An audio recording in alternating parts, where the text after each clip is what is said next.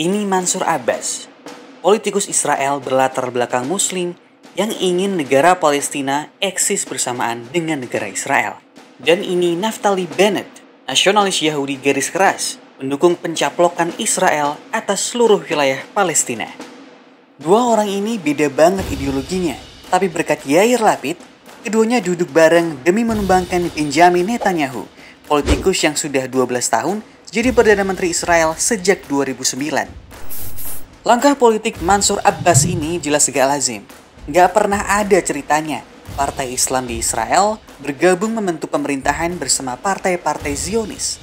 Kehidupan warga Arab sebagai minoritas di Israel dan konflik tak kunjung damai antara Israel dan Palestina kurang lebih akan menggambarkan apakah ini langkah politik yang benar atau yang blunder.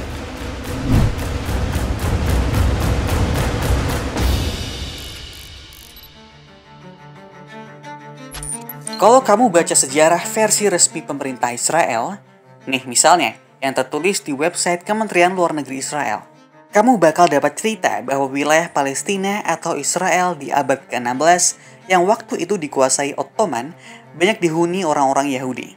Lalu di abad 18, seiring dengan melemahnya Ottoman, wilayah Palestina diceritakan terbengkalai. Tanah-tanahnya disewakan ke para petani miskin. Intinya, wilayah itu dihuni populasi Yahudi dalam jumlah besar yang diperintah Ottoman, kekuatan luar yang merampas kekayaan tanah mereka. Tapi, catatan Ottoman sendiri yang terbit pada akhir abad ke-19 menyebutkan kalau wilayah Palestina itu dihuni sekitar 462 ribuan penduduk, yang 87%-nya Muslim dan 3%-nya Yahudi.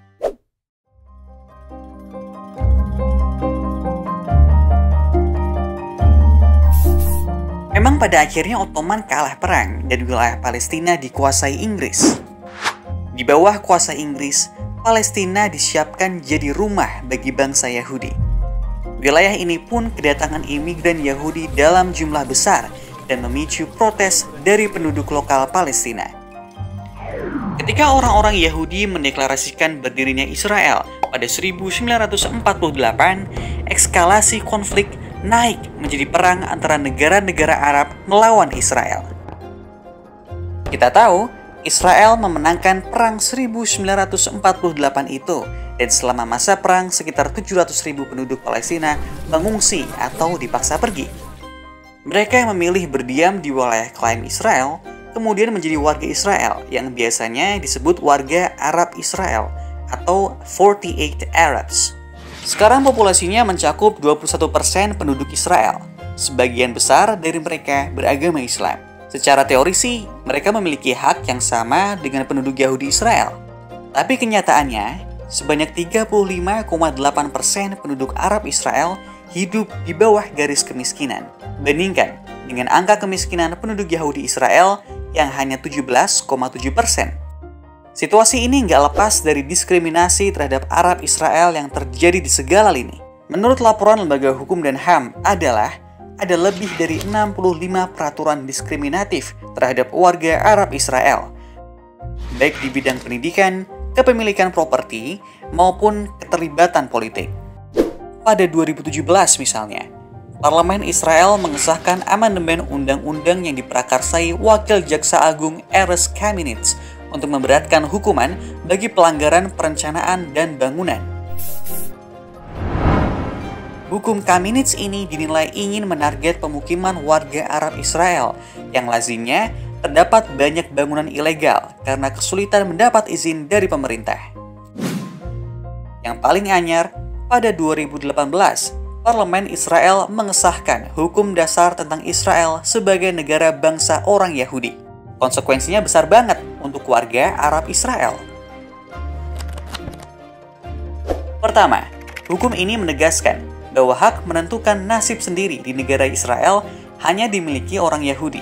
Artinya, hanya orang Yahudi yang berhak menentukan negara dan masyarakat Israel seperti apa. Sementara yang bukan Yahudi, seperti warga Arab Israel, tidak punya hak itu.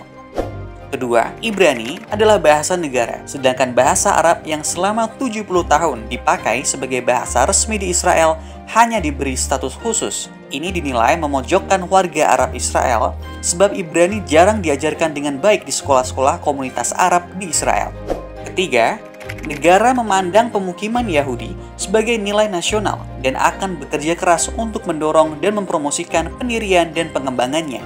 Meskipun tidak secara jelas ditulis letak pemukiman ini, kita tahu banyak orang Israel tinggal di kantong-kantong pemukiman Yahudi di tepi barat. Pemukiman ini ilegal menurut hukum internasional.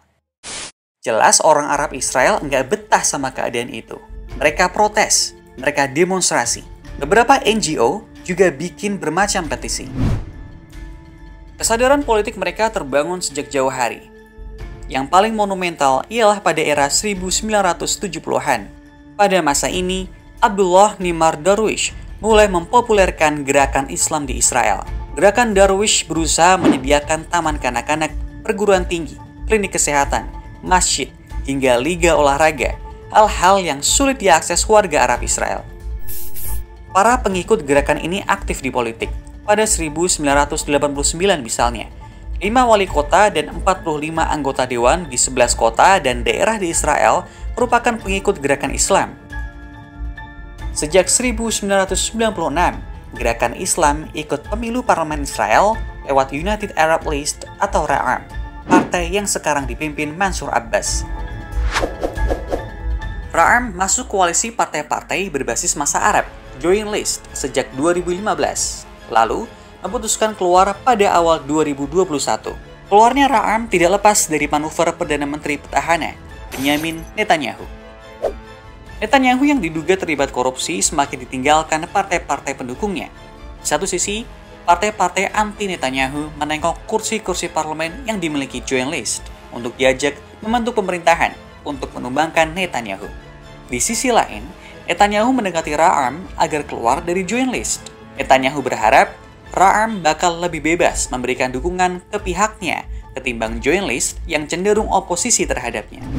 Kita tahu Mansur Abbas akhirnya bersepakat dengan koalisi anti Netanyahu bentukan Yair Lapid. Di awal, Abbas sudah bikin deal dengan Lapid.